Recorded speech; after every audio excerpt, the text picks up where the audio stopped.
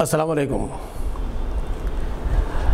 ناظرین، ساری دنیا کی توجہ نگاہیں اس وقت افغانستان پر تھی کہ کیا طالبان پنجشیر فتح کریں یا نہیں، اور طالبان نے پنجشیر فتح کر لیا۔ اس کی امید تھی کیونکہ جن طالبان نے دنیا کی سپر پاورز کو بے مراد اپنی سرزمین سے واپس لوٹایا، اس کے لیے پنجشیر بہت معمولی بات تھی، مگر احمد شاہ مسعود کے فرزند اور امراللہ صالح اور دوستم کے لوگوں نے کافی مزاحمت کی، بلکہ ابھی مزاحمت جاری ہے، مگر پنجشیر میں پرچم لہرا دیا گیا ہے۔ اب طالبان کی حکومت کو کون تسلیم کرے گا، کون نہیں کرے گا، یہ تو آنے والا وقت بتائے گا۔ ویسے طالبان کے نظریات کی بہت زیادہ مخالفت کی جا رہی ہے، ان کی شدت پسندی کی سبھی خلاف ہے، مگر سوال یہ پیدا ہوتا ہے کہ جس شدت پسندی کی مخالفت کی جا رہی ہے، اگر ان میں سے کچھ لوگ خود شدت پسندی اختیار کرے تو ان کے بارے میں آپ کی کیا رائے ہے؟ اب دیکھیے نا، اتر پردیش کے پیلی بھیت کے علاقے میں ایک ہاکی کوچ کے خلاف محض اس لیے پولیس کیس کر دیا گیا کہ اس نے اسٹیڈیم میں نماز ادا کی۔ نماز ادا کرنا ہندوستان میں کوئی جرم نہیں ہے، یہ دستوری حق ہے، اور جب سے ہمارا ملک آزاد ہوا ہے، آزادی سے پہلے اور آزادی کے بعد بھی ہر مذہب کے لوگوں کو اپنے مذہبی رسومات کی ادائیگی کی اجازت ہے۔ یہ سچ ہے کہ نماز ادا کرنے کی اسٹیڈیم جگہ نہیں ہے، مگر وقت آنے پر کوئی بھی نماز ادا کر سکتا ہے۔ باقاعدہ پولیس نے اس کے خلاف شکایت بھی قبول کر لی ہے اور اس کے خلاف تحقیقات کا حکم بھی دے دیا گیا ہے۔ اس بات کو یقینی بنایا جائے گا کہ پبلک پلیسز پر نماز ادا نہ کی جا سکے۔ ہمارے اپنے سیکولر کے بھارت میں یہ بعض فرقہ پرست عناصر جو کر رہے ہیں، کیا وہ قابل قبول ہے؟ ماب لنچنگ، نام پوچھ کر حملے کرنا، فرقہ پرستی پھیلانے والوں کو آزاد رکھنا، دستی اور جبری دائرے میں رہ کر اپنے حق کے لیے آواز اٹھانے والوں کو جھوٹے الزامات لگا کر برسوں جیلوں میں قید رکھنا، ان کی زندگیوں سے کھلواڑ کرنا، کبھی اذان پر پابندی، کبھی قرآن پر پابندی کے مطالبات کرنا، اور مذہبی نفرت پھیلانے والوں کو آزاد چھوڑ دینا، یہ سب ہمارے ملک کو بدنام کرنے کے برابر ہے۔ اور ہم جو ہے دوسرے ممالک کے اندرونی معاملات میں ہم آواز اٹھاتے ہیں۔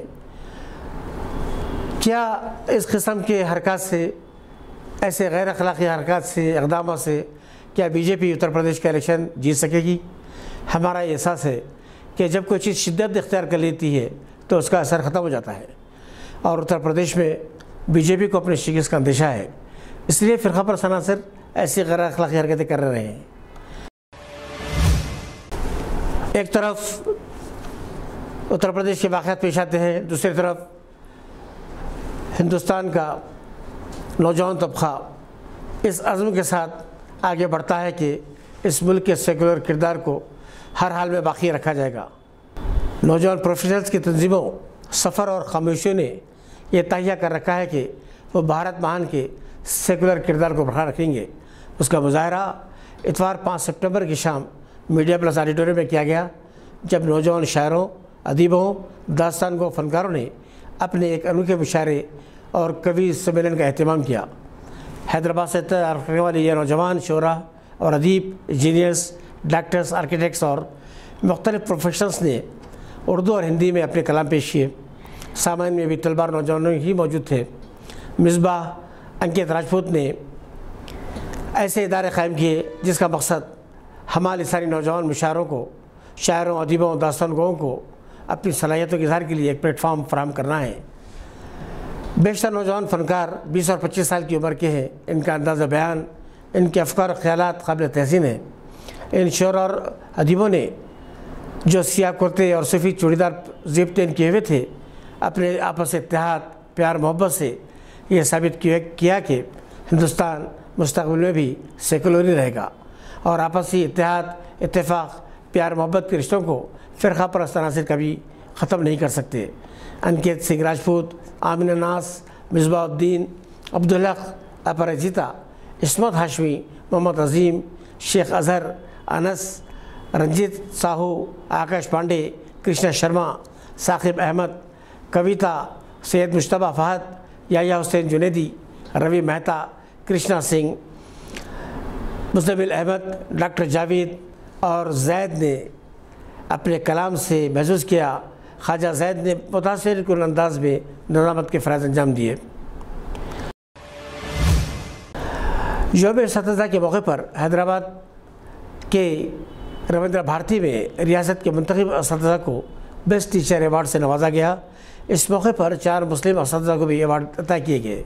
Doctor Hamida Bi, associate professor شعبہ microbiology, university of college of sciences, محترمہ Ghousia, district science officer Jangaon, professor Athar Sultana, department of Urdu, Telangana university, محترمہ حور بانو، بالکنڈہ، عادل آباد ان میں شامل ہیں۔ ہندوستانی سفیر برائے سعودی عرب ڈاکٹر اوصاف سعید کے دوسرے فرزند فالح سعید کی شادی عزیز صدیقی اور ارجمن صدیقی کی صاحبزادی عذرا صدیقی کے ساتھ 2 سپٹمبر کو اوک بروک، الینائس، امریکہ میں انجام پائی۔ اوصاف سعید اور ان کی اہلیہ فرح سعید نے مہمانوں کا استقبال کیا۔ 5 سپٹمبر کو استقبالیہ ترتیب دیا گیا، جس میں شکاگو میں متعین ہندوستانی قونصل جنرل امیت کمار، اوک بروک کے میئر گوپال لال ملانی کے علاوہ سرکردہ شخصیات نے شرکت کی۔ امیر شریعت مراٹھا واڑہ مولانا محفوظ الرحمان فاروقی کو صدر مسلم پرسنل لا بورڈ مولانا رابع حسن ندوی نے اپنا خلیفہ مقرر کیا ہے۔ مولانا فاروقی حضرت مولانا ولی رحمانی کے بھی خلیفہ مجاز ہیں۔ مولانا نے حال ہی میں حیدرآباد کا دورہ کیا، بیرشاہ صدویسی اور جناب اکبر الدین اویسی سے ملاقات کی۔ گواہ سے بات چیت کے دوران انہوں نے ملک کے سیاسی حالات پر تبصرہ کرتے ہوئے مسلمانوں کو تلقین کی کہ وہ حالات سے مایوس نہ ہوں اور نہ ہی فرقہ پرست عناصر کی شرانگیزی سے مشتعل ہوں، اپنے اخلاق اور کردار کو مضبوط بنائیں۔ اس موقع پر جناب خلیق الرحمان قائد TRS بھی موجود تھے۔ مولانا فاروقی نے بنڈلا گوڑا کی مسجد امیر حمزہ میں خطبہ جمعہ بھی دیا، شہادت امام حسین رضی اللہ عنہ اور حالات حاضرہ کے موضوع پر خطاب بھی کیا۔ ناظرین، ہمیں امید ہے کہ آپ نے ہمارے چینل کو یقیناً سبسکرائب کیا ہوگا۔ اگر ابھی تک نہیں کیا تو فوری کیجیے۔ انشاءاللہ اچھی سچی خبروں کے ساتھ انشاءاللہ پھر حاضر ہوں گے۔ خدا حافظ۔